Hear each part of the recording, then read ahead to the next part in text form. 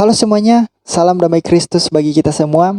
Kali ini saya ingin membahas tentang salah seorang ustadz, yaitu Ustadz Miftahul, yang mana Ustadz Miftahul ini punya sikap yang berbeda dengan para polemikus muslim dan muslim lainnya yang kontra dengan Pak MKC.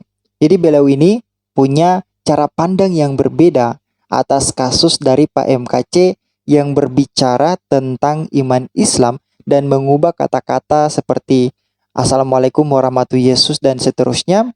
Itu beliau punya cara pandang yang berbeda tentang hal-hal seperti ini dalam menyikapi apa yang dilakukan oleh Pak MKC. Dan karena sikapnya yang berbeda ini, beliau diundang oleh Pak Yusuf Manubulu dan itu mengundang kemarahan, kemurkaan dari para polemikus muslim. Nah, nanti sebentar saya akan tunjukkan salah satu video bagi saudara-saudara.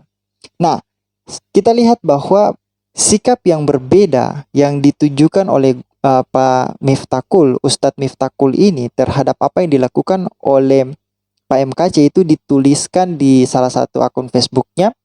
Saya tidak tahu masih ada atau tidak, tapi ini saya ambil dari channelnya Kanuru. Itu beliau menuliskan begini tentang salah satu kalimat yang selalu diucapkan oleh Pak MKC. Ucapan Assalamualaikum warahmatullahi wabarakatuh dan Alhamdulillah Hirabil alamin. Letak kesalahannya, beliau bertanya, letak kesalahannya di mana? Ketika ia meyakini iman Kristen, ini hanyalah semata-mata bahasa Arab yang diterjemahkan dari bahasa Indonesia. Misalnya, segala puji bagi Yesus Tuhan semesta alam dan keselamatan atas kamu dan rahmat Yesus dan keberkatannya. Karena dalam pandangan Kristiani sering disebut Tuhan Yesus. Jadi beliau menganggap bahwa apa yang dikatakan oleh Pak MKC itu dalam ranah keyakinannya. Itu yang beliau katakan, dalam ranah keyakinannya. Dalam artian begini, bahasa itu universal, bisa digunakan oleh siapa saja. Bahkan mengatakan Assalamualaikum warahmatullahi wabarakatuh, itu adalah bahasa yang mengisyaratkan imannya. Itu adalah salam yang menunjukkan imannya dia terhadap Yesus Kristus. Itu yang dimaksudkan oleh Ustadz Miftahul. Jadi beliau tidak mempermasalahkan itu karena beliau melihat hal itu dari pandangan kekristenan. Artinya bahwa ya udah, memang itu iman dari orang-orang Kristen. Apa yang perlu dipermasalahkan? Nah, selanjutnya beliau bilang begini. Berbeda pula dalam iman Islam. Ucapan Alhamdulillah dan Assalamualaikum warahmatullahi wabarakatuh memiliki potensi mendapatkan pahala dan sunnah untuk dilakukan. Menukar kalimat ini dengan keyakinan pada iman lain jika mengedepankan asas saling menghargai tidaklah merusak makna yang terkandung di dalamnya karena ini memang murni bahasa Arab. Nah, tulisan-tulisan ini kan menimbulkan pro dan kontra dari pihak muslim sendiri. Ada yang pro dengan tulisan ini, tapi juga ada yang kontra. Yang lebih kontra itu ketika muslim yang memang di otaknya itu sudah terbalut kebencian kepada orang-orang Kristen. Dan nanti sebentar saya akan tunjukkan salah satu video di mana video itu betul-betul menunjukkan ternyata orang-orang yang berpolemik, yang menganggap diri sebagai apologet Islam, apologet Muslim, itu ternyata memang mereka mendasarkan diri mereka itu pada kebencian terhadap iman Kristen. Tetapi saudara-saudara perhatikan tulisan dari Ustadz Miftah ini lebih mengarahkan kepada bagaimana cara pandang umat Kristen terhadap imannya dan cara pandang Islam terhadap imannya. Jadi saudara-saudara nanti sebentar akan membedakan diskusi antara polemikus Muslim yang menganggap diri sebagai apologet Islam dengan Ustadz Miftahul itu sendiri. Kalau saudara-saudara lihat dari ini, saudara-saudara sudah melihat bahwa Ustadz Miftahul ini memiliki pandangan yang objektif. Dan inilah yang saya katakan bahwa kalau kamu mau menilai iman orang lain, jangan nilai dari sudut pandangmu, tetapi nilailah dari sudut pandang orang itu. Sudut pandang agama itu. Misalnya kamu ingin mengetahui tentang Alkitab, kamu harus belajar Alkitab, memahami iman Kristen dalam Alkitab itu berdasarkan pada asas-asas yang sudah diberikan untuk memahami Alkitab itu sendiri, metode-metode yang sudah ditetapkan untuk memahami, untuk menafsirkan Alkitab itu sendiri. Jangan menggunakan penafsiranmu sendiri untuk menafsirkan Alkitab. Jadi harus ada sikap yang objektif di dalam menilai suatu iman. dari tulisan ini saudara-saudara sudah melihat bagaimana pandangan dari Ustadz Miftakul. Dan sekarang kita lihat, karena Muslim, polemikus Muslim ini, mereka tidak senang kontra dengan apa yang dilakukan oleh Ustadz Miftakul. Akhirnya mereka mengundang Ustadz Miftakul untuk diajak diskusi, ajak debat persoalan dengan apa yang sudah dikatakan oleh Ustadz Miftakul tentang Pak MKC.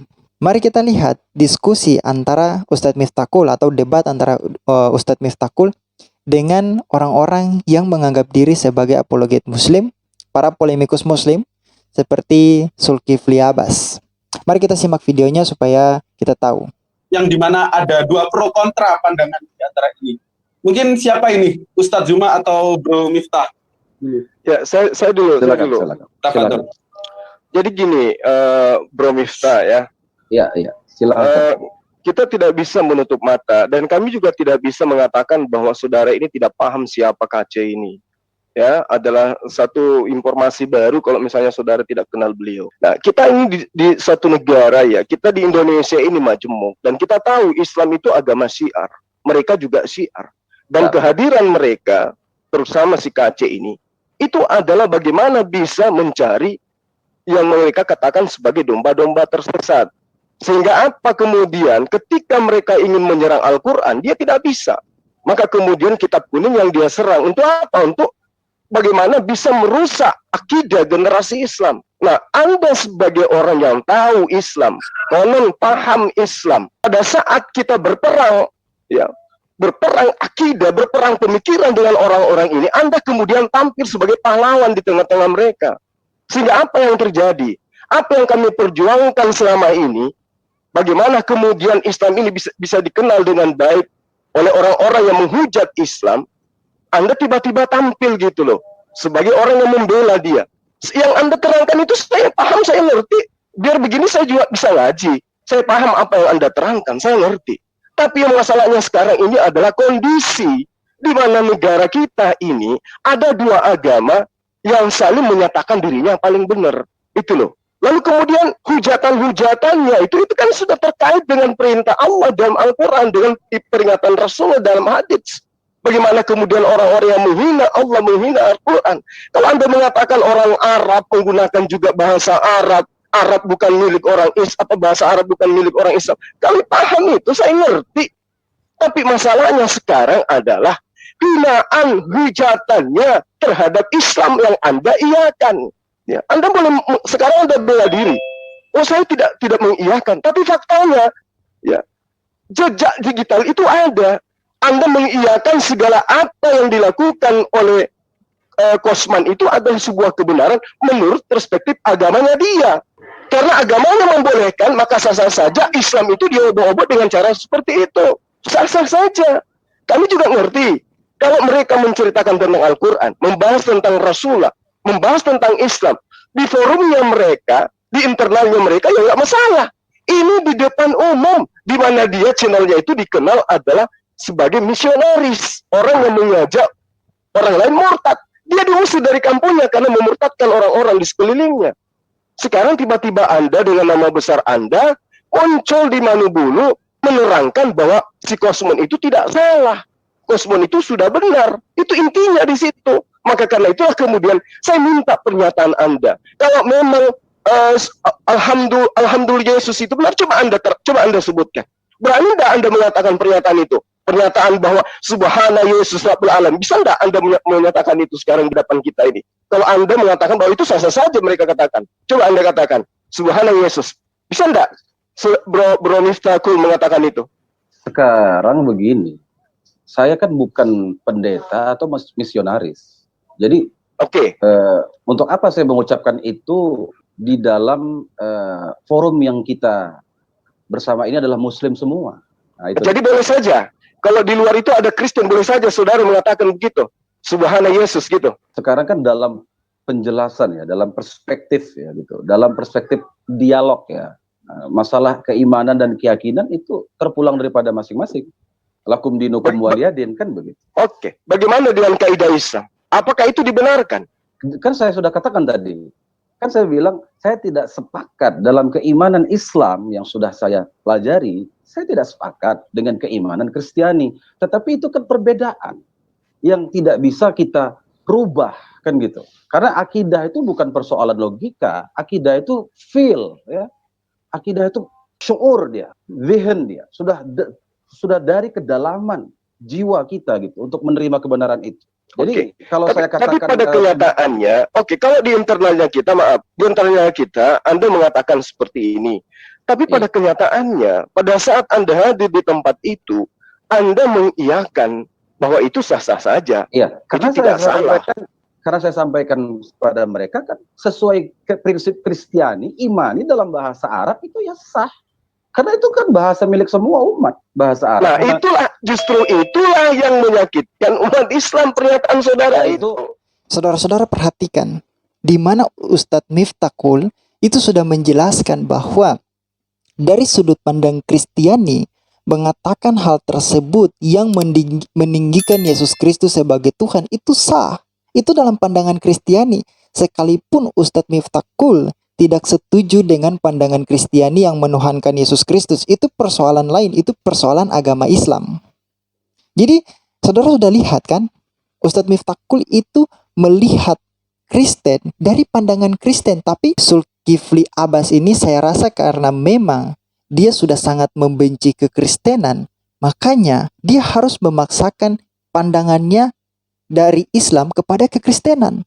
Nah, itu yang salah. Itu yang selama ini polemikus muslim salah memahami iman Kristen. Karena hal-hal seperti ini memaksakan pemikirannya untuk diimani oleh orang lain yang tidak mengimani apa yang dia yakini, apa yang diimani. Itu juga menjadi salah satu bukti bahwa memang polemikus muslim ini seperti Zulkifli Abbas itu tidak paham tentang iman Kristen. Ustadz Miftakul memandang kekristenan dari kekristenan sendiri, dari sudut pandang kekristenan sendiri, tetapi Zulkifli Abbas memaksakan pandangannya supaya bisa diterima oleh iman Kristen dan memaksakan bahwa apa yang dia katakan itu tentang kekristenan itu adalah benar. Padahal dia tidak paham tentang iman Kristen. Makanya hal-hal seperti ini selalu membuat polemikus muslim salah paham tentang iman Kristen. Karena mereka tidak mau melihat iman Kristen dari sudut pandang iman Kristen. Mereka mau itu sudut pandang mereka dalam Islam harus menjadi tolak ukur untuk menilai kekristenan. Itu salah. Dan saudara sudah lihat kan logika dari Ustadz Miftakul malah lebih mantap daripada Zulkifli Abbas. Masakan dia mau memaksakan Ustadz Miftakul mengatakan sesuatu yang tidak diimani oleh Ustadz Miftakul. Saudara lihat. Ini salah satu keterbelakangan mental sebenarnya kalau saya katakan. Sekali lagi, Ustadz Miftakul mengatakan bahwa itu benar dalam pandangan Kristen, tetapi belum tentu dalam pandangan Islam itu benar. Jadi, adalah salah kalau Ustadz Miftakul juga melakukan hal yang sama yang kekristenan lakukan untuk mengucapkan hal tersebut. Jadi, Ustadz Miftakul lebih objektif dibandingkan Zulkifli Abbas. Jadi saudara sudah perhatikan kan perbedaan antara apa yang dikatakan oleh Ustadz Miftakul, perbedaan pola pikir antara Ustadz Miftakul dengan Zulkifli Abbas, para polemikus muslim yang selalu menyerang iman Kristen. Jauh berbeda. Ustadz Miftakul memandang iman Kristen dari sudut pandang kekristenan, sedangkan Zulkifli Abbas memandang iman Kristen dari sudut pandang Islam. Jadi jauh berbeda, tidak objektif. Zulkifli Abbas tidak objektif. Yang objektif itu justru Ustadz Miftakul. Inilah juga yang saya rasa mempengaruhi kebencian dari Zulkifli Abbas terhadap iman Kristen. Dalam artian begini, Zulkifli Abbas mau supaya ketika mereka membaca Alkitab itu harus dipahami dalam sudut pandang Islam. Padahal itu salah, tidak boleh dipahami kekristenan dari sudut pandang Islam. Harus pahami kekristenan dari sudut pandang Kristen itu sendiri. Begitu pula dengan orang-orang Kristen ketika berbicara tentang Islam, harus pahami Islam, harus berbicara tentang Islam dari sudut pandang Islam itu sendiri. Tidak boleh dibolak-balik. Kristen mau memahami Islam dari sudut pandang Kristen. Islam mau memahami Kristen dari sudut pandang Islam. Itu salah, harus objektif. Itu pendapat dari saya. Dan silakan saudara-saudara memberikan pendapat saudara-saudara sendiri di kolom komentar. Dan itu saja yang ingin saya tanggapi. Dan saya tunjukkan kepada saudara-saudara. Kita jumpa di video berikutnya. Tuhan Yesus memberkati.